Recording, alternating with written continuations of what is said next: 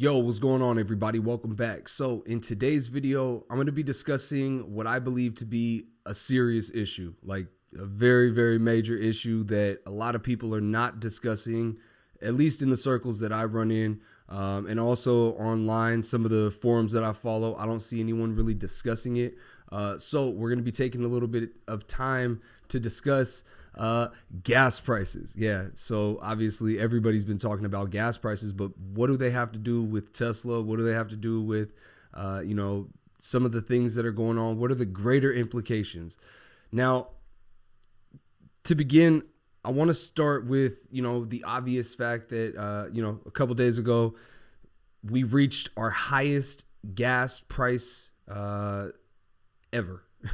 The cost of gas has never been higher than it is currently.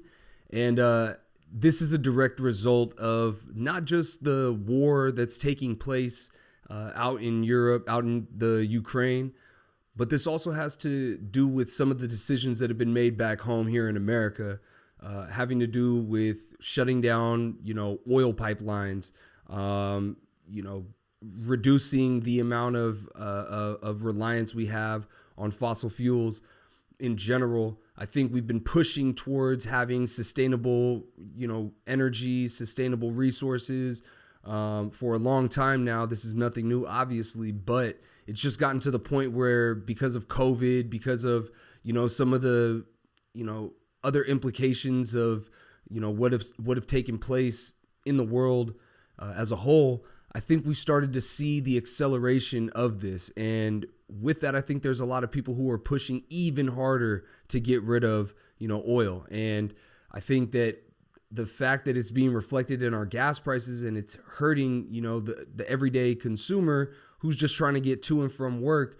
This is something I've talked about before. It's unfair, for one, that, people are having to take on the brunt of other people's decisions, but that's the way the world works. I get that. I understand that.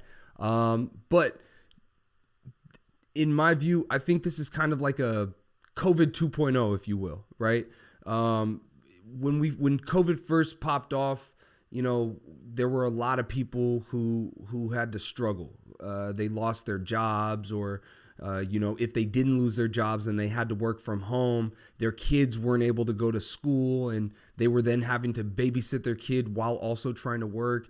Things just were chaotic, to say the least. And I think now we're starting to see something similar in that, with COVID, a lot of your freedoms were restricted or even taken away. We saw the, 2 weeks to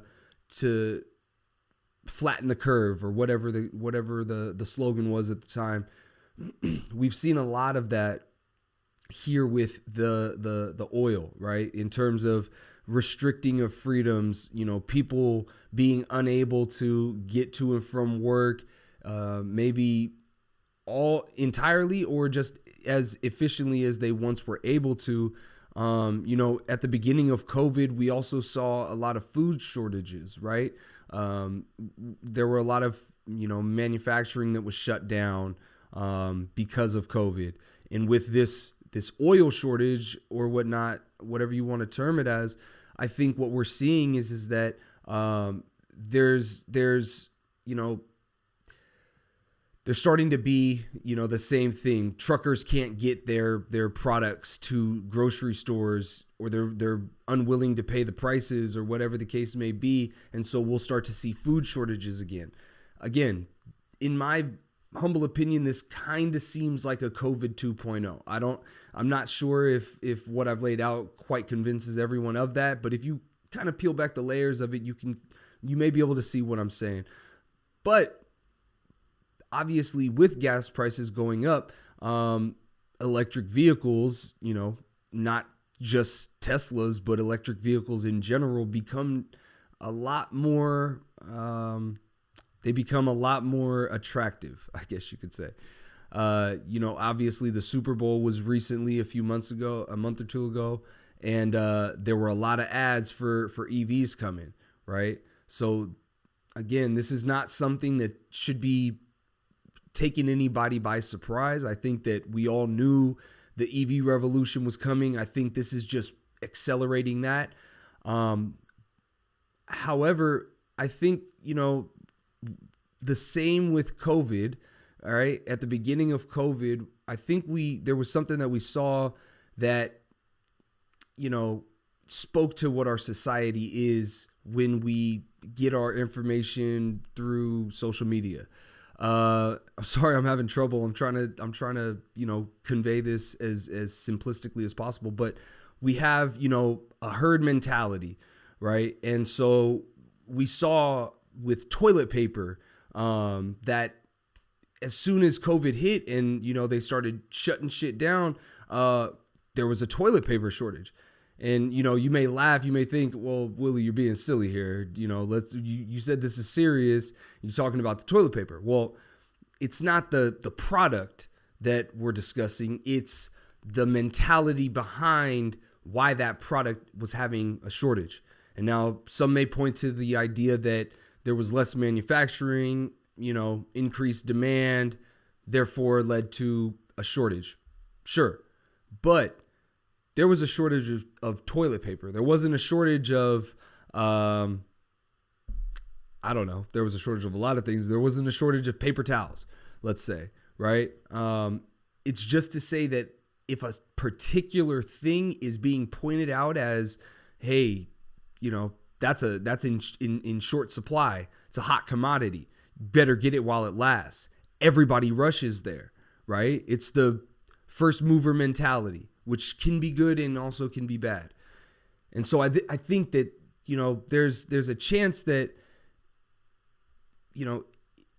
if this is anything like how COVID was, we're going to start to see a lot of price increases across the board, and especially for electric vehicles.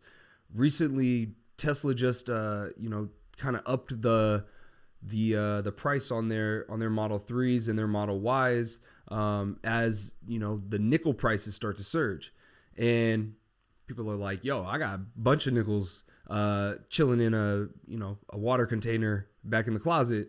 They need some nickels. I got some nickels. Those ain't the nickels we're talking about. We're talking about the nickel that's being used to produce batteries, right? So because there's now becoming a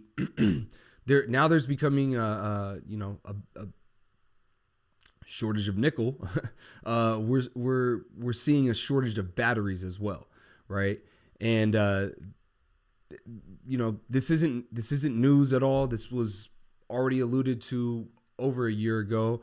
Many people have talked about the idea that batteries, and I shouldn't say a year ago, people have been talking about this since electric vehicles have started to become mainstream, is that battery production will be unable to keep up with demand once demand catches wind of it, right? Once people start catching wind of electric vehicles and how great they are and yada, yada, yada, and, great for the environment, whatever the reason is that they want to switch, then that's when we start to see this, boom, so to speak. And during that boom, the initial boom phase, there won't be enough batteries to keep up. So this may be a short-term problem.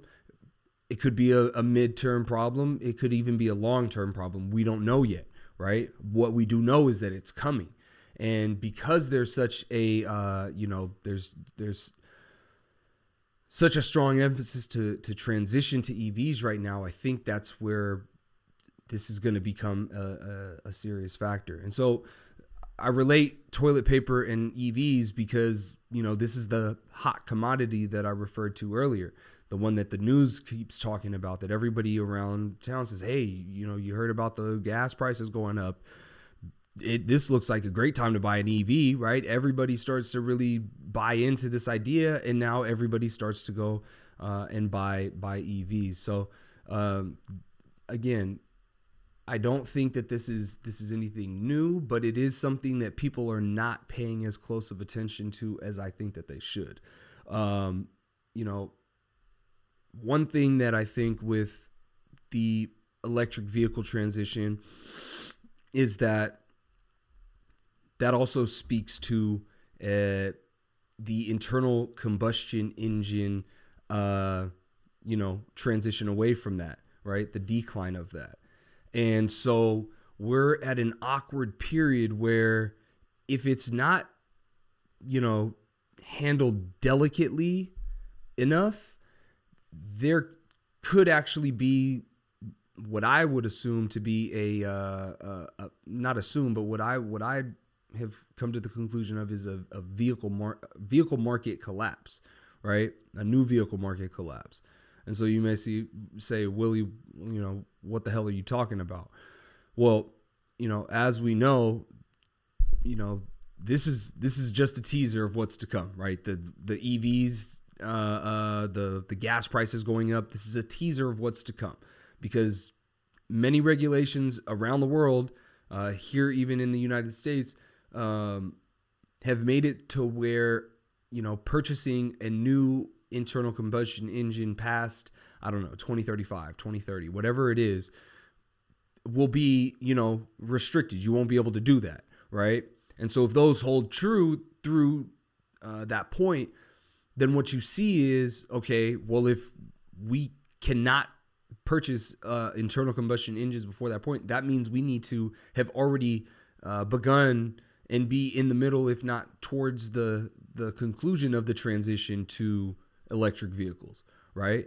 Because you'll start to see not everybody can afford it, for one. That's the reason why you have companies like Tesla that have been, trying to drive down the costs of EVs, and we'll get into Tesla's where they come into play in a minute. But you start to see that there's going to be more people saying, okay, I want to get an EV. I want to get an EV. Can't get into an EV because there's not, they don't have them available, or they're too expensive, or I just need to buy a used car because I can't afford to buy a new car, but they're not going to allow me to drive a gas car. So what do? I have to take public transportation. And you see it starts a snowball effect where now, again, individual liberties are being snatched away left and right. If you don't have one of these, if you ain't on the in club, you ain't allowed in, right? Something to consider. And so even today, that's later in the future, but today, let's keep it here. Tesla has said that they've seen that their order rate is surging in the US, as much as double in some areas of what it was. Like, this is absolutely bonkers. Like, people are just like, yo, all right, I'm about to go cop me a Tesla. I'm about to go order that shit. $100. It's gonna be here in a couple months. Cool, right? That's what people around the country are doing. They're starting to see that there's increased demand. So these are clues that are being left. Like, hey, it's coming. It's here. Buckle up, because this shit's about to take off. You know what I mean? I think if people are panicking now, what happens later? You know what I mean? I don't mean to sound pessimistic. I don't mean to sound like the doomsday guy, but I wonder these things, right? I wonder these things both, as an investor. Okay, well, everybody's transitioning over to EVs, right? That means, and there's a clear-cut leader, right? Being Tesla. So as an investor, I'm going to go invest my money into that's going to help me. I'm going to come out on top because of that, right? To a certain extent. However, I think even with that, I kind of have to take a step back and say, well, what are the negative implications? Perhaps there's going to be, a battery shortage, which, obviously people have been talking about for quite some time. Some people are even saying that the battery shortage is going to be greater than that of the chip shortage that we just incurred, that's been around for over a year and a half now, right? People have been referring to the chip shortage as reasons why they're unable to keep up with production numbers and everything. We've seen Rivian recently said supply constraints are the reason why they're dropping their 50,000 vehicle production number for 2022 down to 25,000, right? So, and I'll get into that in another video.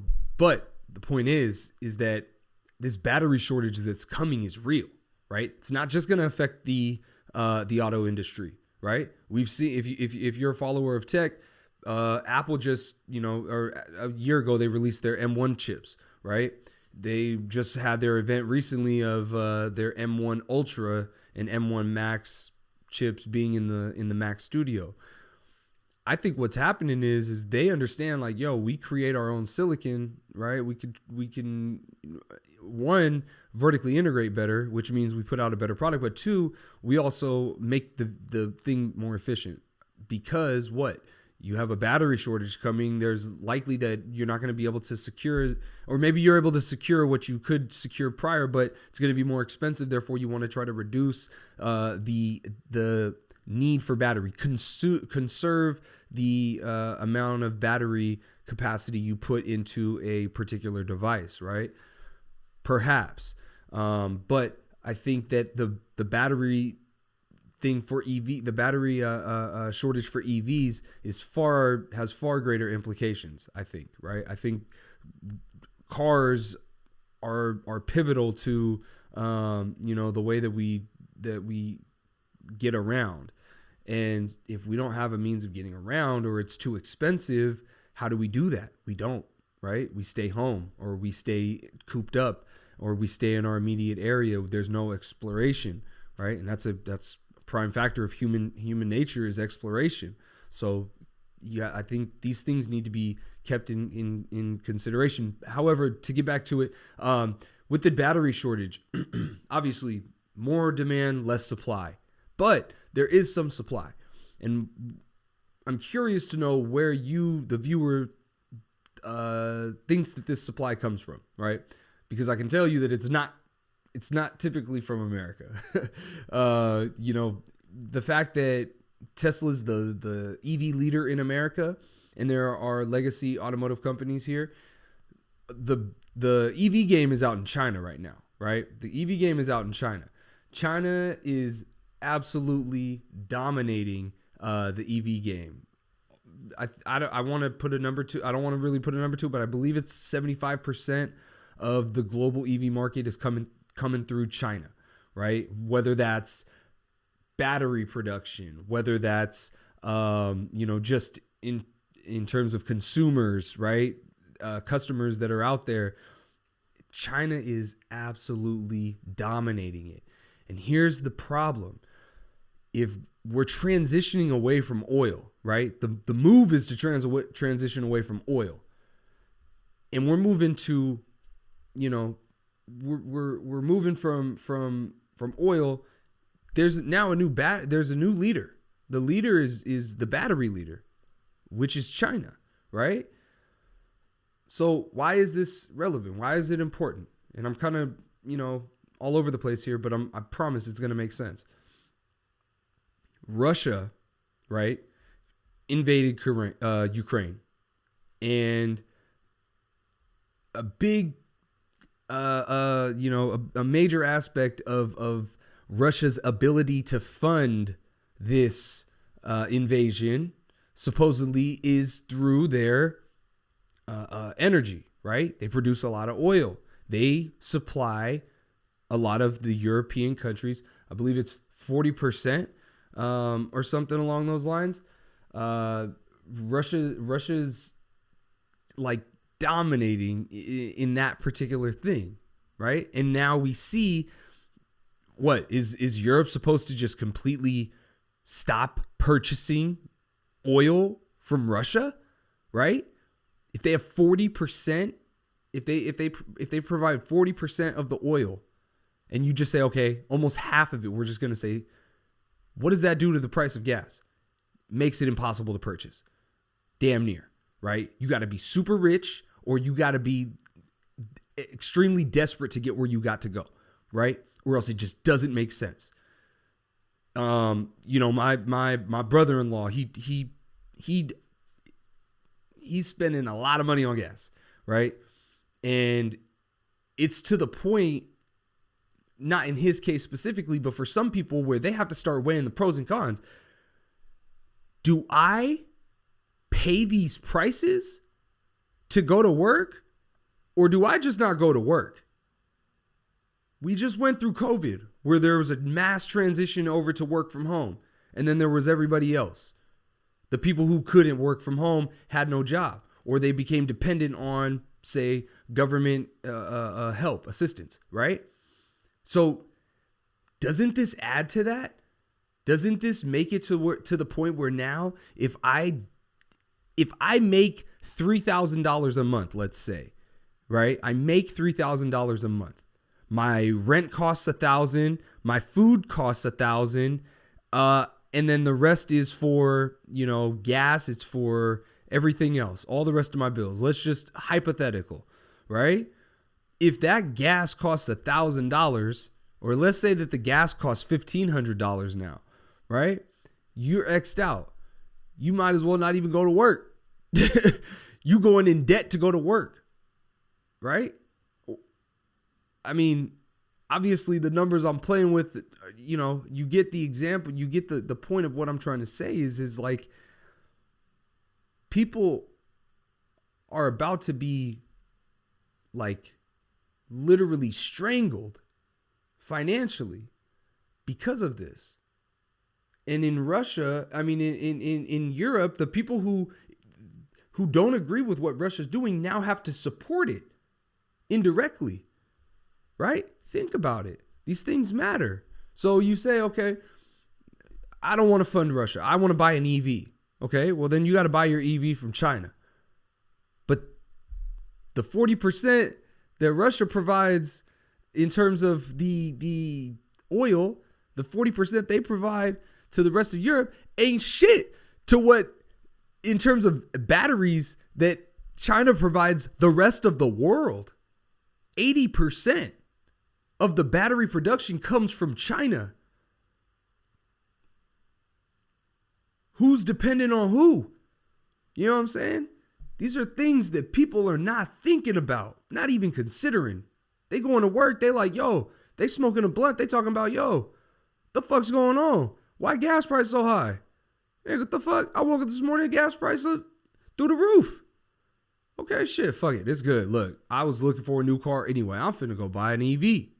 They go buy an EV. EV prices, I mean, the wait time for it.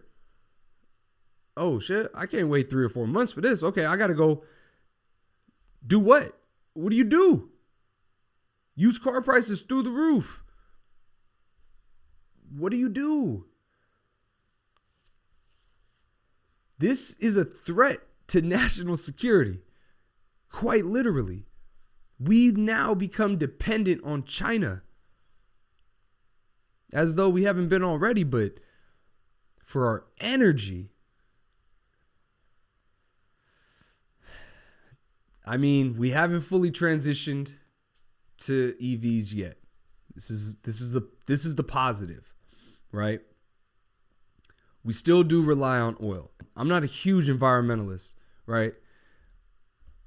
Personally, I didn't buy a Tesla because it saves the earth. I didn't buy it for the fact that it's green. I personally bought a Tesla because A, I think they're cool as shit. B, they're fast as hell. C, I can charge it at home and it's efficient in terms of me just being able to move around.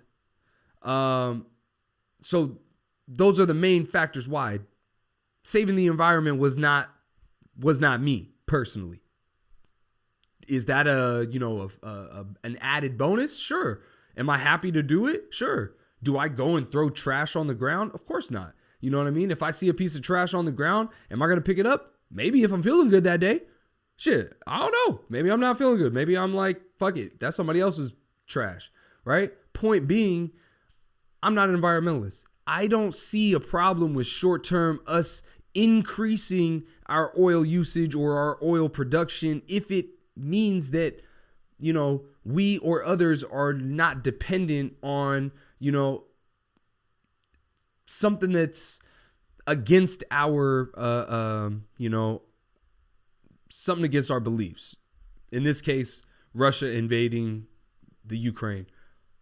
Personally, does this matter to me? I can't say that I sit here and dwell upon it, right?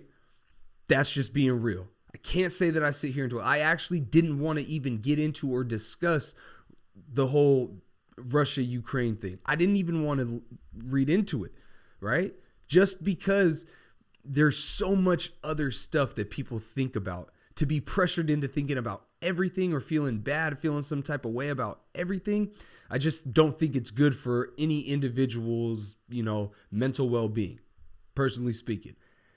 This plays into kind of what we've been, what I discussed with Tesla, right? This plays into it.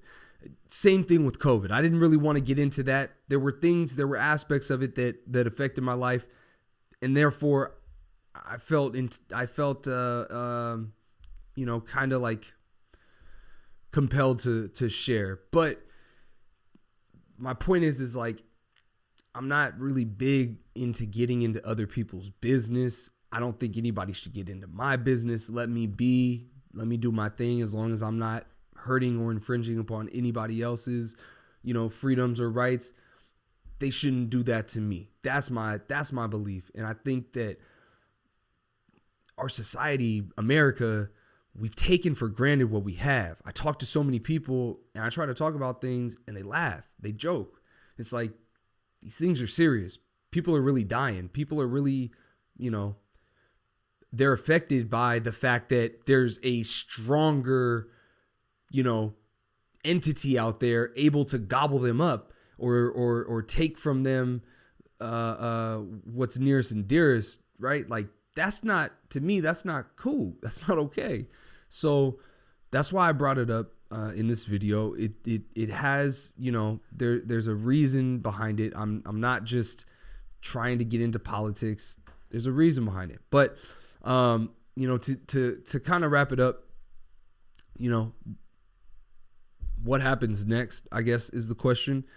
I don't personally know. I mean, I can only follow the breadcrumbs. From what I see, it's not looking as though many people are catching up. And when I say not many people are catching up, I'm saying like people got to wake up to what's going on. I don't think people are waking up. I think people, if you throw on Donald Trump recently was on the Full Send podcast. Shout out to that. Watched it. It was dope. It was removed from YouTube, right? And people are still up in arms. I understand why YouTube took it down. I don't agree with why they took it down. I understand that they took it down because he had mentioned, things with the election. Not to get into that, but just to say there are people who are still pissed off that Donald Trump was ever president. And as soon as you mention the name Donald Trump, they will not have a conversation with you. I have family that won't engage in a civil conversation with me about the man without, calling him a racist or a Nazi or whatever. It's just, if we can't have simple, or I shouldn't say simple, but if we can't have civil dialogue in a constructive manner, our society is going to degrade, right? And the reason I think freedom of speech is so important is that we're able to discuss, like so many people have said, we're able to discuss bad ideas, right? Bad ideas are extinguished through free speech, right? Because now we can point out the flaws in it and say, well, hey, that doesn't quite make sense. Why would we do it that way? Have we considered it this way, right? This is, it is bigger than all of us. It's bigger than all of us. We all have a role to play in it. But I just think there's not a lot of desire there, I think, to fix the problems, right? I'm 30 years old now. These responsibilities are beginning to fall on me, right? I'm no longer a kid. When I was a kid, it was easy to when you're a teenager, it's easy to kind of like turn the other cheek, turn a blind eye to it. Oh, I'm a kid. It doesn't matter to me. I get it. I got a nephew. He's 19. He's probably thinking the same thing. He's not really worried about these political issues, because I know at 19 I didn't care, right? But it's just to say that, like, we should. You know what I mean? If things are really playing out the way that they're being spoke about, right? If the crimes against humanity are being committed in the manner in which people speak of them, that's not okay. We got to do something about this. But to wrap up, I think that, the battery or the oil shortage, the battery shortage, they're one and the same. There needs to be something that changes. Something's got to change. I think renewables are the best option for individuals. You and I, we put solar on our house. We throw a home battery pack, on the outside that stores the excess energy, and we're good. We're rock solid. I mean, the grid shuts down. The Texas freeze last year affected us, shut us down for 2 or 3 days. Out in California, we were affected by wildfires. There's just so many examples, but it also is an insulation. It's also to say, like, yeah, we got security when we live in a neighborhood, but if somebody decide in all of us, none of us have doors, and somebody decides they want to walk in and steal something, they could just do it. Yeah, there's security from animals, but there's not security from the average thief. So if an individual throws, security cameras on their house and we can catch the perp, then, it is what it is. Like we're more secure, and I think we're more insulated, and that's what the home solar and home battery pack do, is they insulate you. They insulate you from that, one-off event, or those, instances where they say, hey, look, oil prices are going up. That means electricity prices are going up. And you're like, yo, but for me to just do what I do is going to make it to where I can't pay, right? Like that insulates you. Renewables are the best option, and for individuals and for our society and for sustainable growth. But I think also having oil, and producing that as a means of even supplying it to the rest of the world, right? If we're able to produce oil and provide that to a developing country that doesn't have access to cheap enough oil to power, their civilizations, right? Their societies, then, we should continue doing that. There's a dual benefit there. That's where capitalism works, right? And in the meantime, I think we still continue to build out our own sustainable, kind of like environment, sustainable society that is, solely dependent or independent from any centralized entity. I think decentralization works. That's what allows, us as Americans. That's why we have what we have with our First and Second Amendment right, with our Second Amendment right of, being able to own guns. Like, that's why other countries don't want to fuck with America. It's not because the military itself is so strong, which it is, right? We have the strongest military. We have the biggest, baddest guns, but that's not why people don't want to fuck with us. That's why they don't want to come to our spot and fuck with us, right? They don't want to do that because you're not sure if the household you walk in, that motherfucker got a gun or not, because everybody's allowed to be strapped. Other countries, you're not allowed to be, but out here, you're allowed to be. And if that's taken away from you, then you say, oh, that country's easier to invade. So, but that speaks to the decentralization of, oh, just that one section, the capital is heavily armed, but outside of that, all the citizens, they're free of weaponry, right? So if you can just go and attack a Capitol building and knock that out, then that means you can pretty much take over a society, or take over a country, a nation, whatever. All right. I think that's it. I think I got through everything I wanted to get through. I hope you guys enjoyed this. This took a lot. I spent a lot of time doing some research into this. I didn't want to come in sounding too foolish, not knowing. I'll be the first to admit, I don't know what the fuck I'm talking about when it comes to any of this shit. Tesla shit included. Who really knows anything that's going on? I do my research. I find out the information that I think is relevant and try to provide that. I base my decisions on my own research, as I highly suggest anybody watching this or any other shit should do. Always do your own research. But you know, with this one, I think I needed to come correct. I couldn't come with some, go beat up on Russia. You know, I think it's more nuanced than that. I think there's a discussion to be had there. I would love anybody watching this challenge me on any of my thoughts and ideas.